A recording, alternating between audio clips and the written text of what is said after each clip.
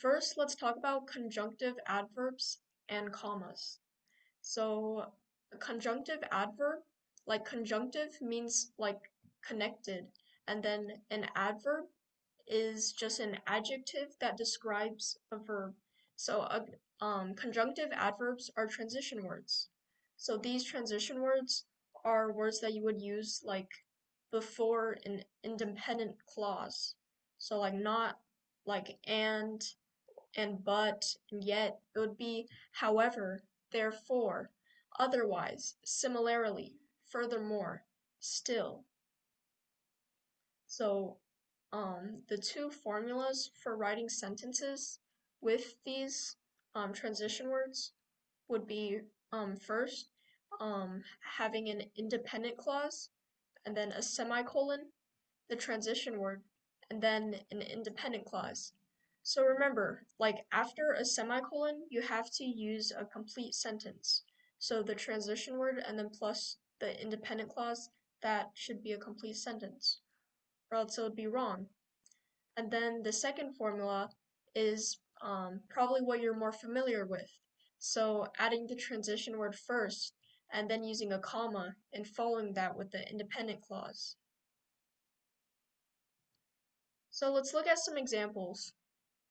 Bob really wants a new car. However, he cannot afford it. So Bob really wants a new car would be a complete sentence on its own. So then after that, you would add a semicolon, and then the transition word, however, and then another independent clause. He cannot afford it.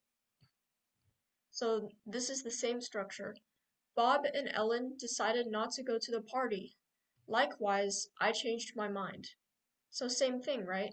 Bob and Ellen decided not to go to the party is an independent clause, a complete sentence.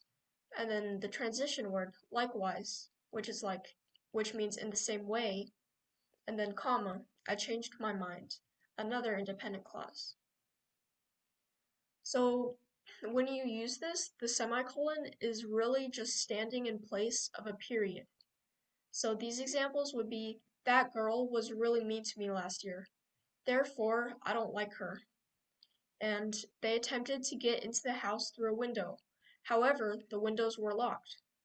So for using like either a period or a semicolon, it's really your call. But a semicolon, things that can help you with is first of all like varying sentence structure. So if you realize like you have too many of these like words or something, well, first of all, you should probably delete some of them. And second of all, to like mix it up a little, you can just use a semicolon. And also, a semicolon kind of helps in some ways to help like the flow of the sentence, right? Because like when you see a period, you see it as like the end. So a semicolon kind of continues like the sentence on, so you can see the second part of it. So yeah, you can really use any of these. So, if no one has any questions, let's do some exercises. So, place the correct punctuation in each sentence. So, I'll do the first one. The snow kept Sally from jogging. Anyway, she had homework to do. So, anyway would be the transition word, right? So, um, there would be a semicolon before that, and then a comma after anyway. So let's do the rest of the examples. You can either unmute and just say it, or you can type it in the chat. So, number 2. The dance finished early. Finally, we could get something to eat.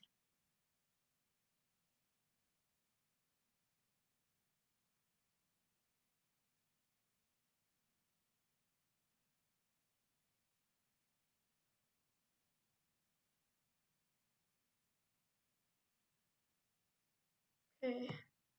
Um, okay, let's see. Place a semicolon after early and place a comma after finally. Okay, that's correct. So, finally is the transition word.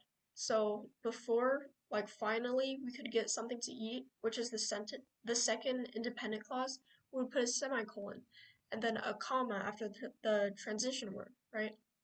Alright, so number 3, your dog got into my yard. In addition, she dug up my flower bed.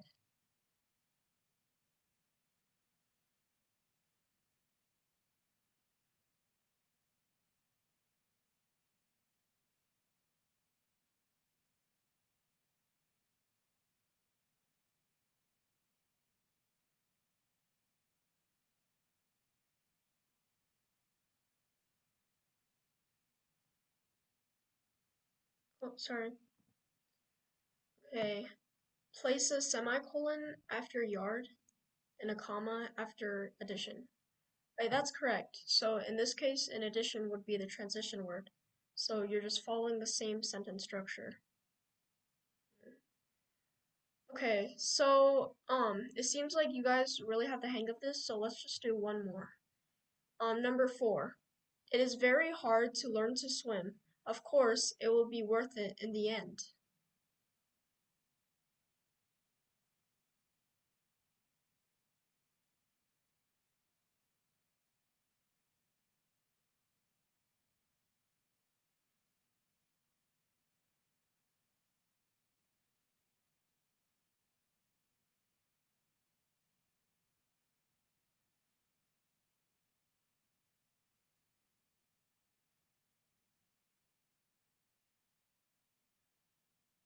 Okay. Place a semicolon after swim and a comma after course.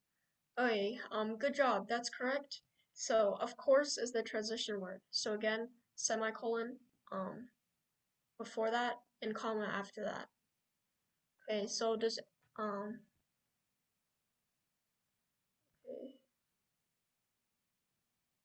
Okay, that's correct as well. Okay, thank you for your participation, everybody. So let's move on to the next slide. So next is gerunds. So gerunds are nouns made from verbs using ing. So examples of gerunds would be like playing, eating, waking, seeing. So just any verbs that end in ing. So examples where like these otherwise verbs like would be nouns, so they're gerunds, would be like walking is good for your health. So notice how like walking is put first, and then it's saying walking as an action is good for your health. So walking becomes a noun. So an example where walking wouldn't be a gerund, where it would be a verb, would be like, um, in the morning I like waking up and walking to the park. So like you're doing the action of walking. So walking would be a verb in that case. But walking is good for your health. Like walking is just talking about the action of walking. So it becomes a noun in the sentence.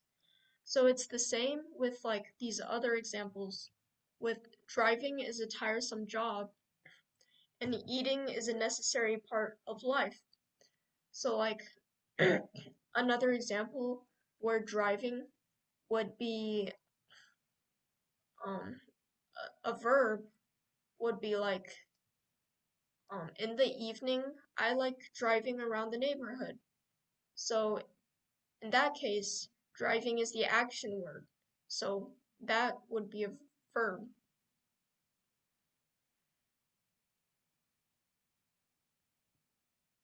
Okay. Alright, does anyone like have any questions about gerunds?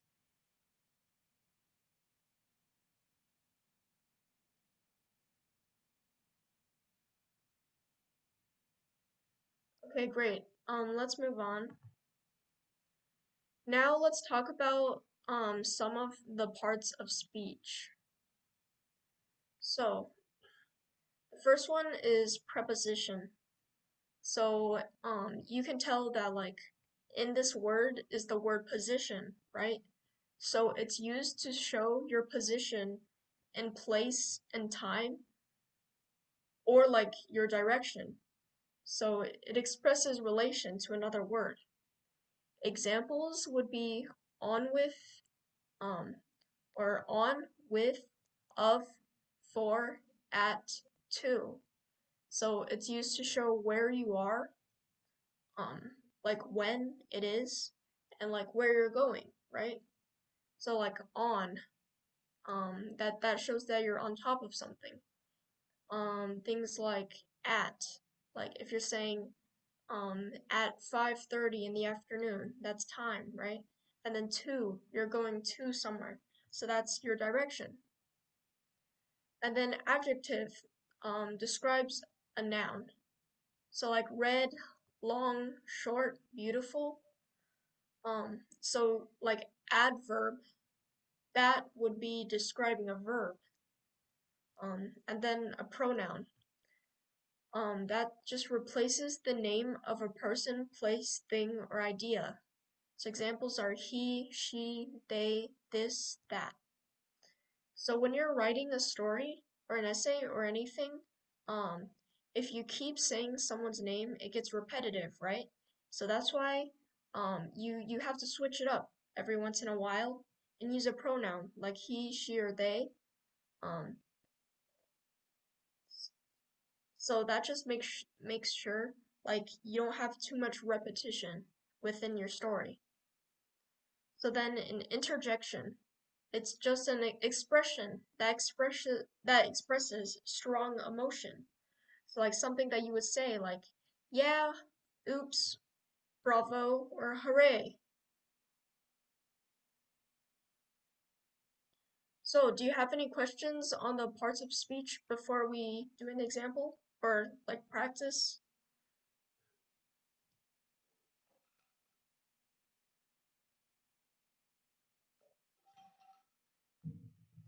Okay.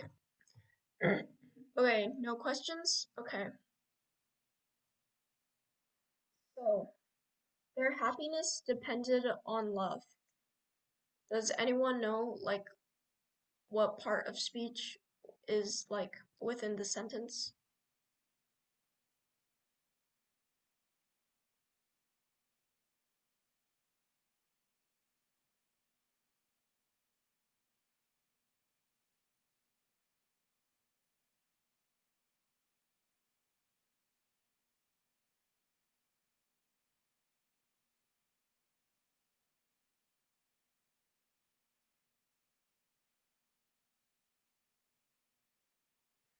Okay.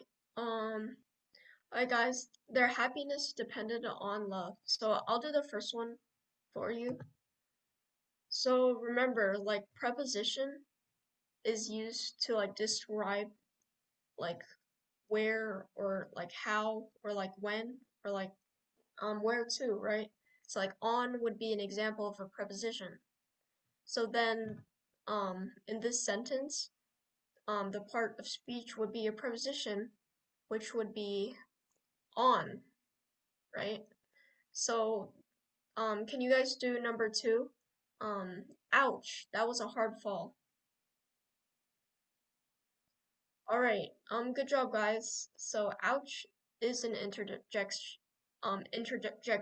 because you're exclaiming something, with emotion. So then number three, the book sat on the round table. Okay, okay, good job. It's on because it's describing where the books sat, basically where their position, right? So it would be a preposition. And then number four, she loved the smell of flowers.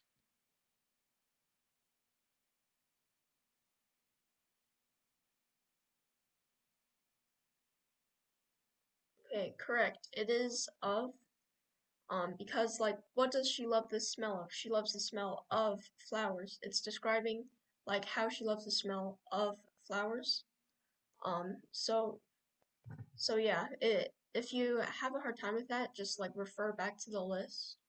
And of course, like these aren't the only prepositions or like adjectives and pronouns and interjections there are. These are just like some short examples. So yeah. Number five, he will become a doctor.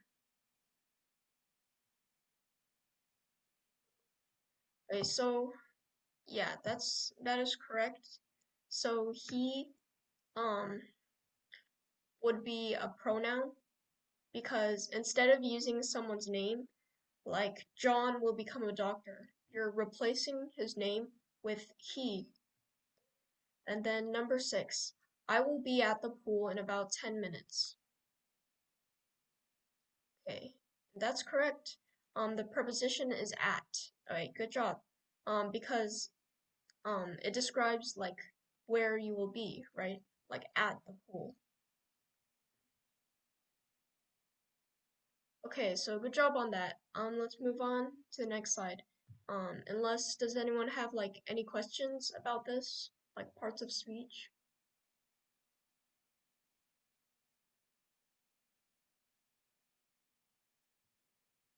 Okay, cool. No questions? Okay.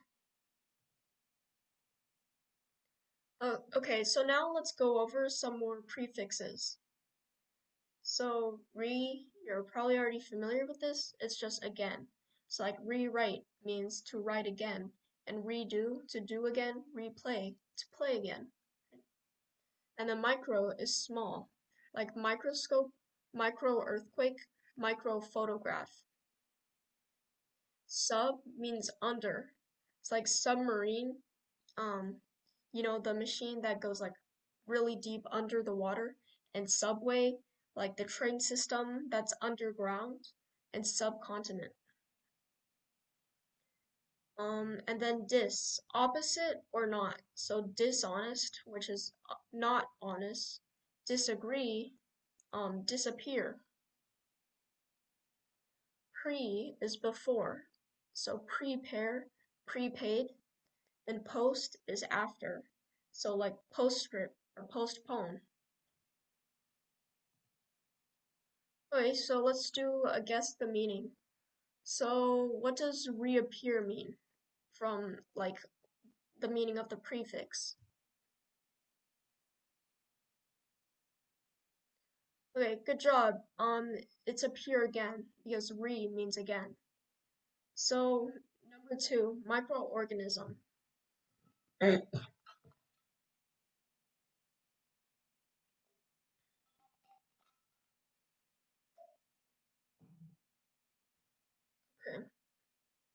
Okay, good job. It's small organism because of micro, right? So microorganisms are like organisms that are like too small to see with the human eye. Like you need a microscope or something to see it. Okay, so number 3, submerge. Okay, undermerge. Okay, the thing about this one is it's a little tricky because it doesn't like technically mean like undermerge, right? It just means like to go underwater. Yeah, so like go under. So like good job guys. So like but you could think of it like merge is to like blend into something or like to combine. So you could think of it of kind of like blending into underwater if like that helps you or anything. But yeah, it's just to go like go under something or go underwater or something like that.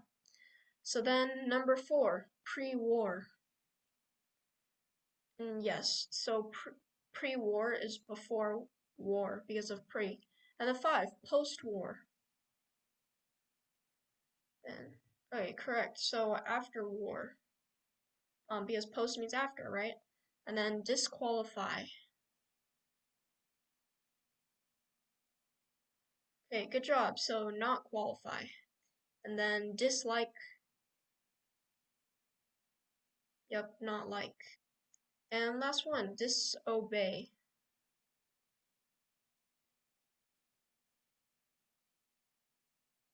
Yeah, all right. So you guys did really well on that. So let's continue on. Um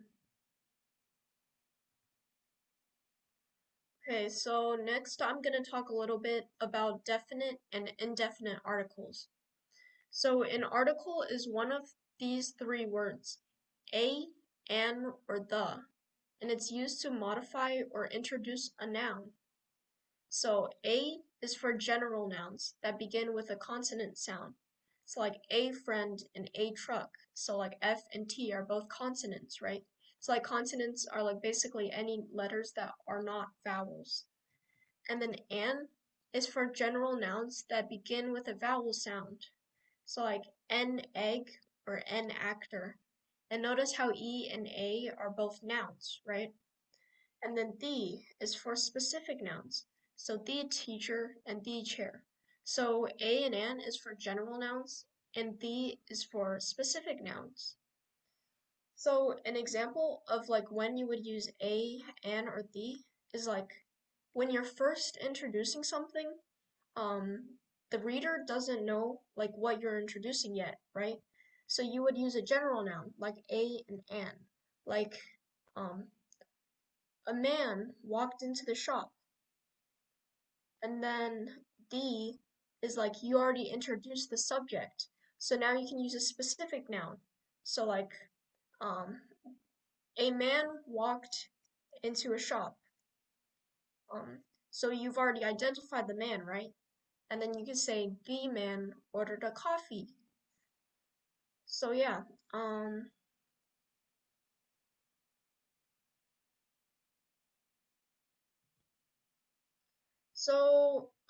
so does anyone like have any questions on definite and indefinite articles?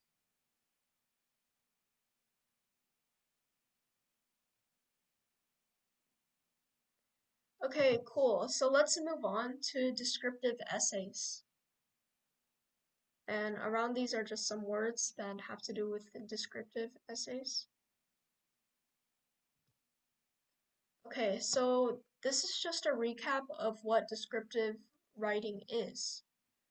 So descriptive writing is writing in which the author's intent is to create a vivid image of what they are describing in the mind of the reader.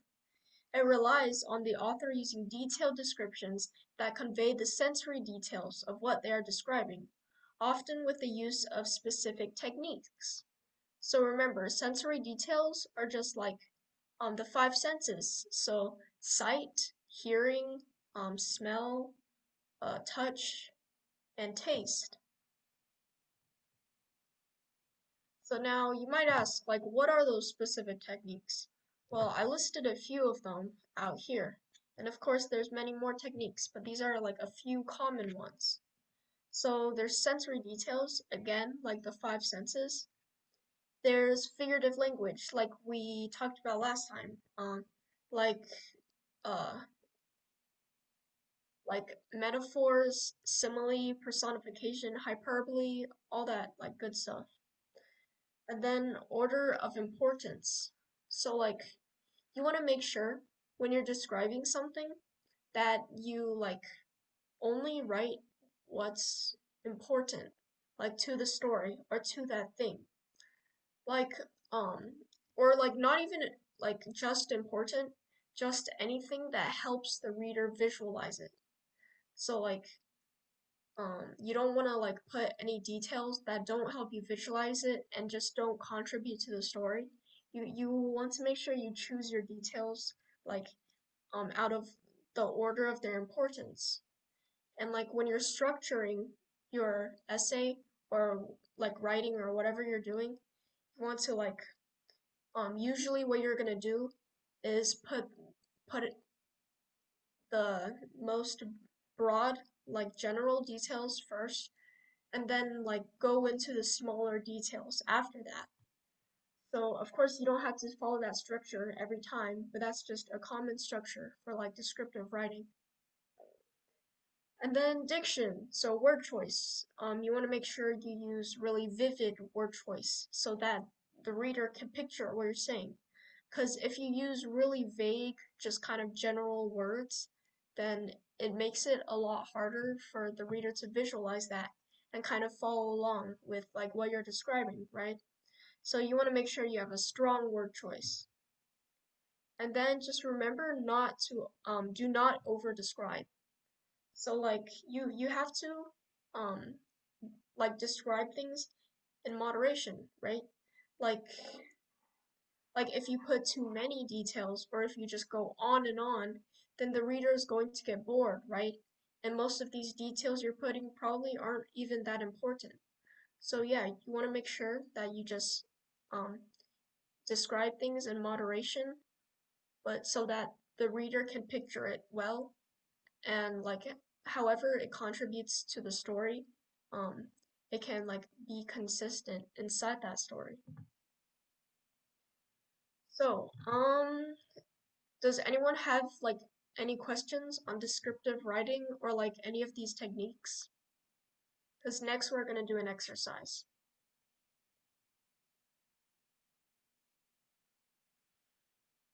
Okay, cool. Okay, so next, I just want you guys to practice like descriptive writing a little, and we're gonna do a fun exercise called Create Your Own Monster. So, on a separate document or just like typing in the chat, I want you guys to create your monster and then describe your monster. So, what does it eat? What does it like or dislike? Where does it come from? And so on. So yeah, you guys can just like type it out in a separate document and like copy and paste it into the chat like when you're done or something. But first let's like read this example. My monster's name is Dog. He's a brawny green monster with 2 horns and a red mohawk.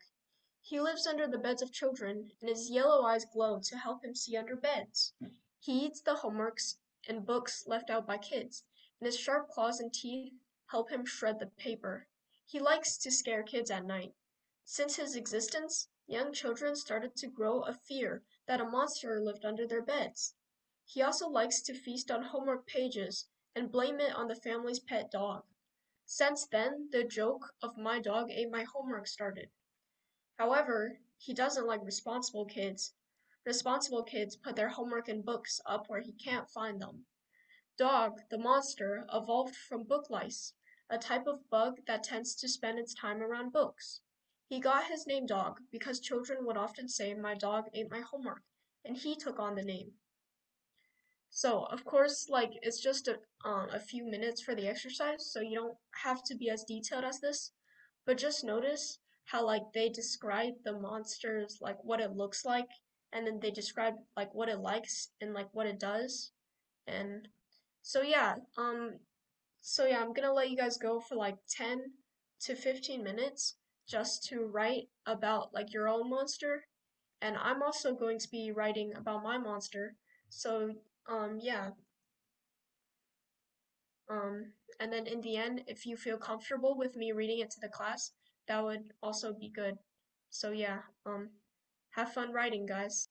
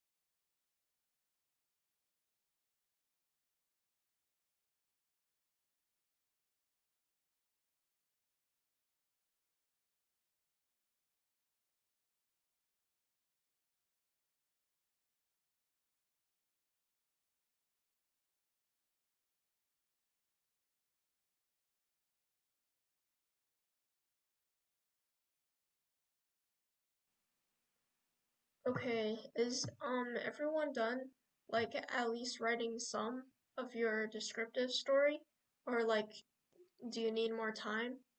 'Cause like you don't have to write like a whole like thing like this. Okay, just one more sentence. Okay, cool. I'll give you like 2 more minutes, and then yeah, you can come back and like share what you've got.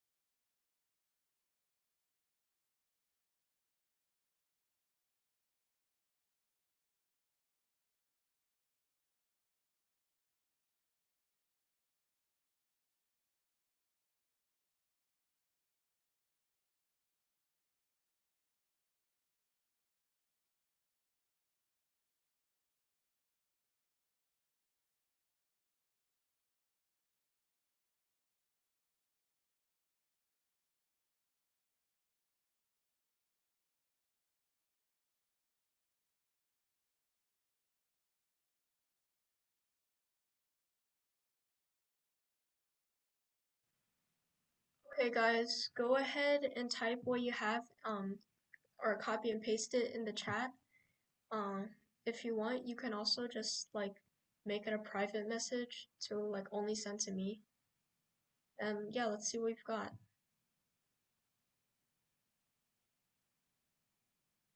Alright, cool. Alright, cool. This looks really good. Julia, do you mind if I read this to the class? Okay, cool. Okay, my monster's name is Curiosity. He's a dark blob of ink with glowing yellow eyes. He hides behind closet doors, under staircases, where the lamplight couldn't reach. He likes to lure naughty children into his nest and scare them with little creaks and the sound of chairs moving around. He enjoys the sight of the terrified expressions on the little kids' faces as they dash out of the door. Their screams are like music to his ears. He hates obedient kids who listen to their parents when they warn them not to go to the closet underneath the staircase. He especially hates the ones who go there with their parents, for he lacks interest in the parents. His name is Curiosity, since people always say this to the little kids he lured into his nest. Curiosity killed the cat. Wait, that's really cool how you took a concept like that and were able to turn it into a monster. And definitely good descriptions. Like I can like picture like everything that he's doing. Um and like really nice use of details. Like their screams are like music to his ears and things like that. Um so good job. Um on that exercise. It looks like you have a good grasp on descriptive writing already. So, um, so yeah, let's move on. Um, so next, I just have a few examples. So, like sunflowers. Long, slender stems support the massive, round blossoms. The gold-orange flowers stand out against the blue of the sky. They gaze up at the dazzling warm sun, their leaves welcoming the warmth from above. In the silence, the wind whispers and petals ruffle. So notice how the author just picked one subject, like sunflowers, and just described them in this like descriptive kind of flowy way, right? So they're using descriptive descriptions and details like long and slender, massive, round, and gold orange like color, and like gazing up at a dazzling warm sun, and how their leaves welcome the warmth, and like how the wind whispers and petals ruffle. So you can see how they described multiple aspects of sunflowers to help you really picture them, right? Okay, and then these are just some like books. You can take a quick look at this, and these books like tend to have just really nice descriptions inside of them. Mm. Okay. So of course when I post the slides, you can always come back, and if you want like if any of these books are interesting to you, you can definitely read them. So now just a quick reading excerpt. Once, in a house on Egypt Street, there lived a rabbit who was made almost entirely of china. He had china arms and china legs, china paws and a china head, a china torso and a china nose. His arms and legs were jointed and joined by wire, so that his china elbows and china knees could be bent, giving him much freedom of movement. His ears were made of real rabbit fur, and beneath the fur there were strong bendable wires, which allowed the ears to be arranged into poses that reflected the rabbit's mood: jaunty, tired, full of ennui. His tail, too, was made of real rabbit fur, and was fluffy, soft, and well shaped. So so like this is like describing um like Edward Tulane, which is this like little rabbit, and it's just like describing these aspects of him. So like you can like picture him of being like all china and with the joints in his arms and everything, and like the rabbit fur of his ears and his tail. So yeah, this is a really good example. And oh, Phylicia, I read Wonder before. Okay, that's really cool. I remember reading it as well. It's definitely a really good book, and especially like understanding a little bit more what like people who are different than you like go through and how everyone's different, and like seeing like things from a different perspective, I guess. Okay, cool. So then another like example, which is just describing autumn. I won't read this whole thing, but let's just go through some of the details and descriptions they put. So like misty dew, um, like covering the surface, like and then like yellowing corn stalks standing erect and proud. Again, like this is personification, right? Because they're not really standing like proudly, right? That's like a human trait, and they're directing it to these yellowing corn stalks. So yeah, that can really like help you picture how the yellowing corn stalks are standing, right?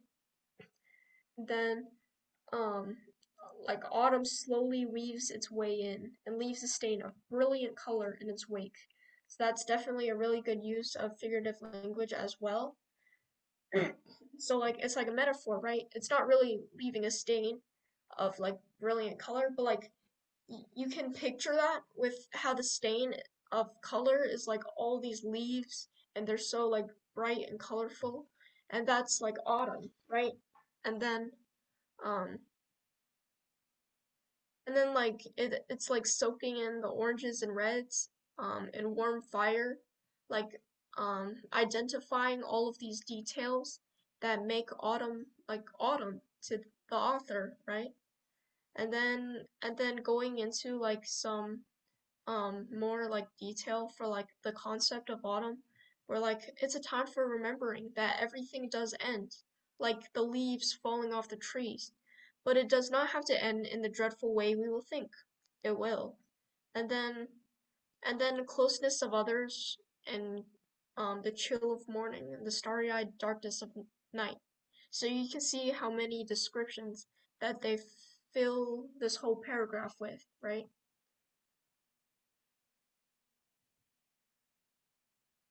Okay. And then, yeah, wait.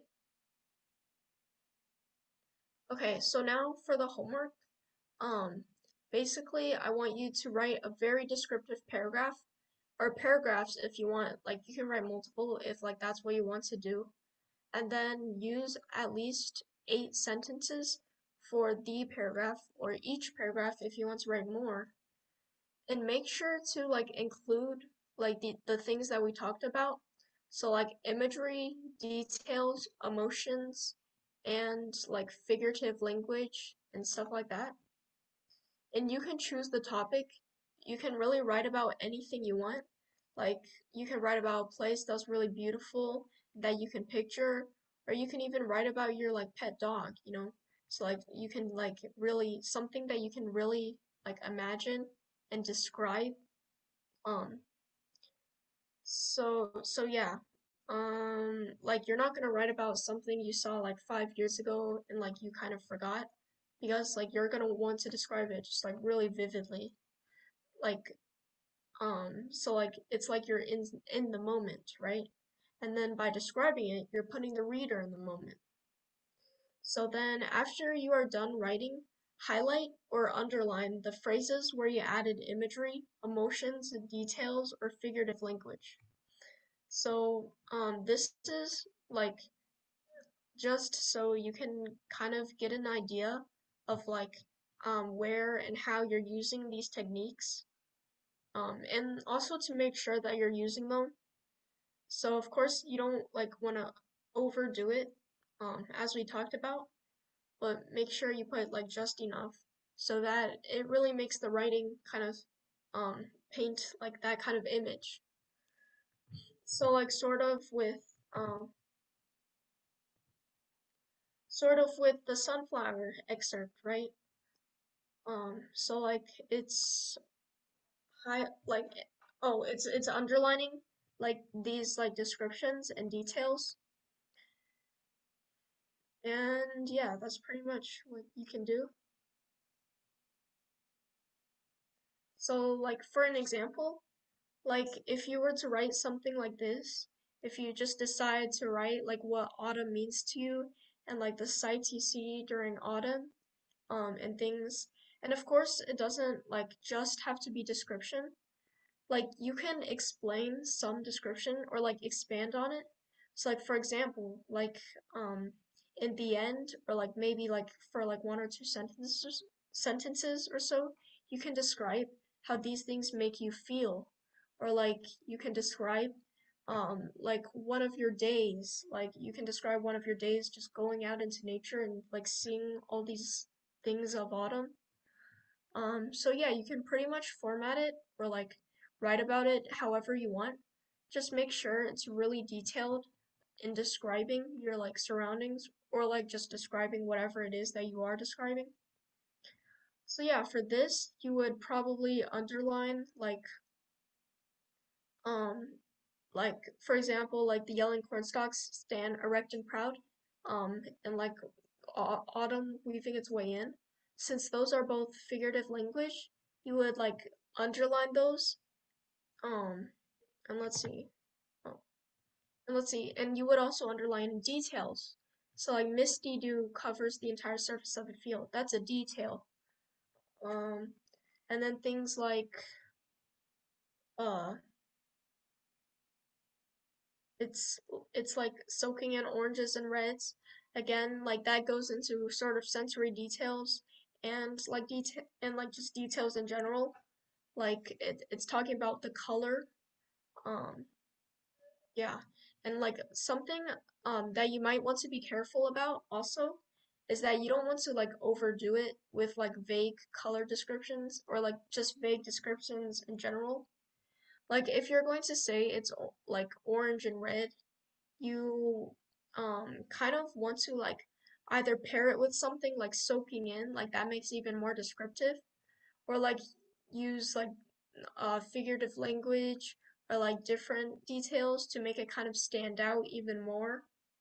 Um, so yeah, you can do kind of something like this, where like you can put a little bit of like how like the emotions that you feel, right? It doesn't just have to be physical descriptions. You can also put like it's a time for remembering that everything does end, you know, that sentence, and stuff like that. So, and then autumn is a time for the closeness of others to keep out the chill of the morning and the starry-eyed darkness of the night. So like in this paragraph, pretty much like every sentence like has descriptions. So like you're not gonna want to like underline every sentence, of course, if you do that.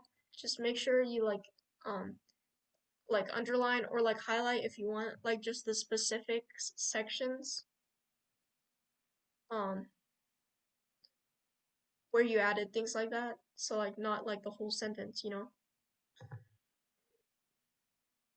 And just like a quick um just a quick bit about the homework, which is that well I want you like to uh like write it on a Google Docs and then share it with me. Because the thing is, like, Google Docs is really good for like, especially for like making comments and editing things. So like you can see the comments really clearly, and I can just write the comments directly onto the document. So um so first of all, does anyone like I mean does everyone in this class like have access and is able to use Google Docs?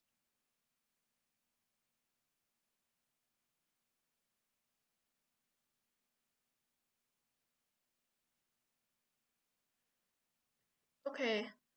If you aren't able to use Google Docs, like just type it in the chat and I can like figure out like an alternative for a way like you can turn in the homework. Um,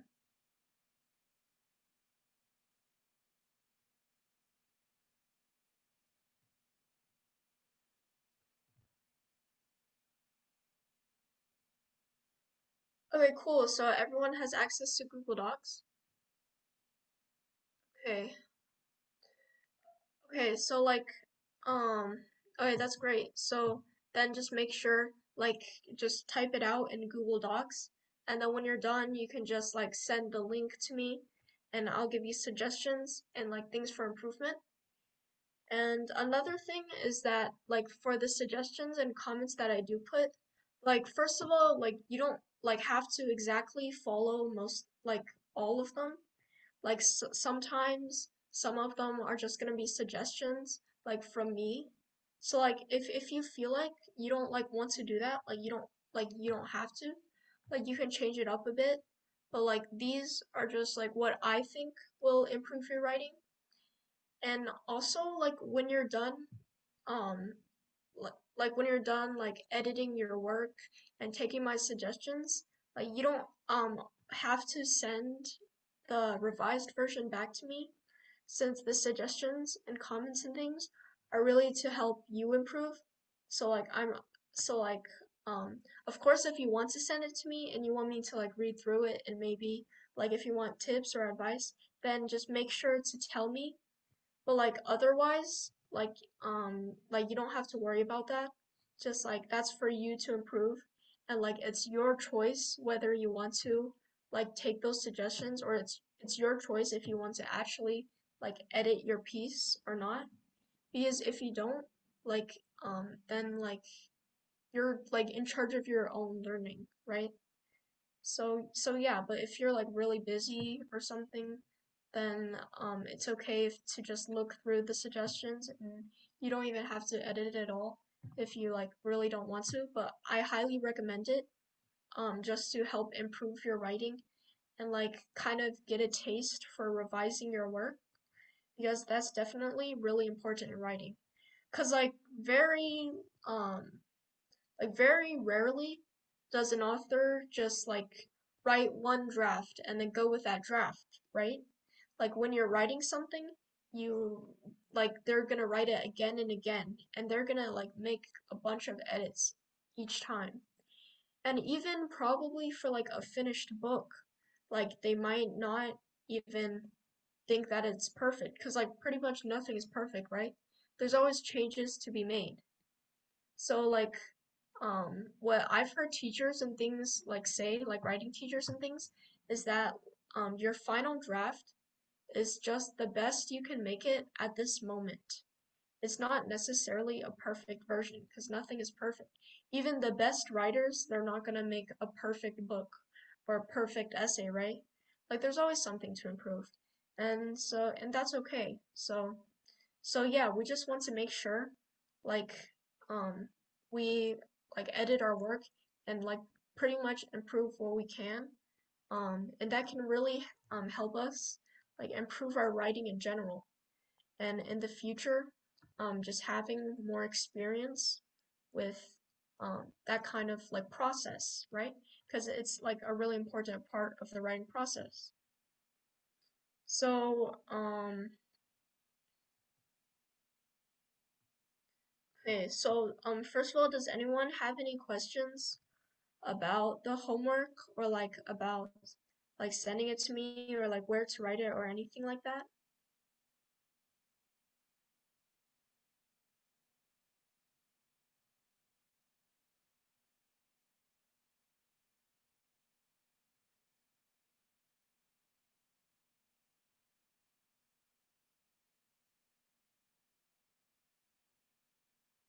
Okay, no questions? Okay, that's great. So yeah, just pretty much write about anything you'd like that you can remember vividly and describe. Hmm. And if you want extra homework, or like not extra homework, but like if you ever want extra practice, um, what I would recommend, okay,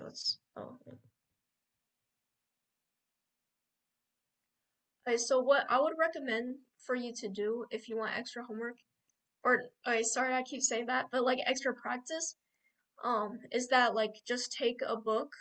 Like it could be like one of these books if you like, or just any book with like really nice descriptive writing, and just like take a while to like notice like every time you see another like technique being used, like figure of language or another description or like all the details that they use, and like pretty much read as a writer. Cause like I'm sure you've noticed that like reading as a writer is different than reading as a reader, right?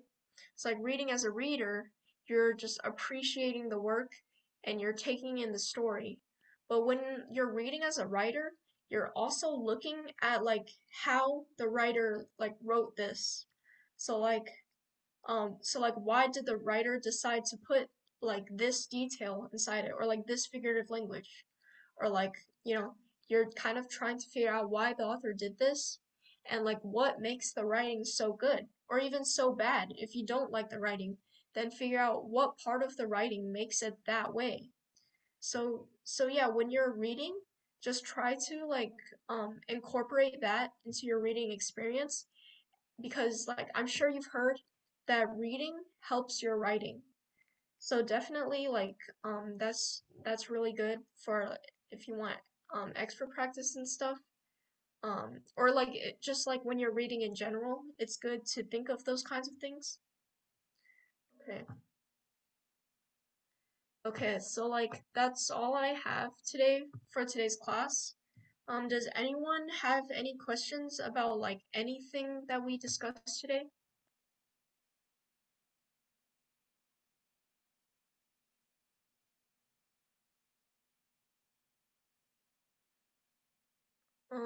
Okay, so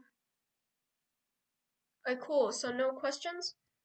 Okay, so in that case, then class is over. So thank you everyone for coming and bye. I hope you have a good week. Um, yeah. Yeah, goodbye. I'll send the homework later today, through email.